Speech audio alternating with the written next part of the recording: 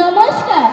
আজ এই শুভ প্রভাতে পরম শ্রদ্ধেয় প্রধান অধ্যক্ষ মহাশয়, শিক্ষক মহোদয় বৃন্দ আমার শতকোটি প্রণাম নেবে।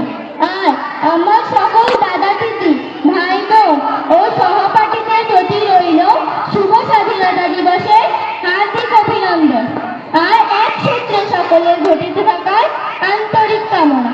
আমার নাম অঙ্কিতা দাস, আমি ক্লাস 5-এ পড়ি। আজ আমি এখানে স্বাধীনতা দিবস সম্বন্ধে কিছু বলতে চাই। 1947 সালের 15ই আগস্ট ভারতবাসীর স্মরণে, মননে, বরণে এক অবিস্মরণীয় দিন।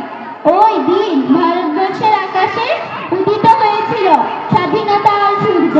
পলাশীর প্রান্তরে 1757 খ্রিস্টাব্দে যে স্বাধীনতার সূর্য অস্তমিত হয়েছিল 1947 সালে আজকের এই দিনটি সেই সূর্যের আবার উদয় ঘটে।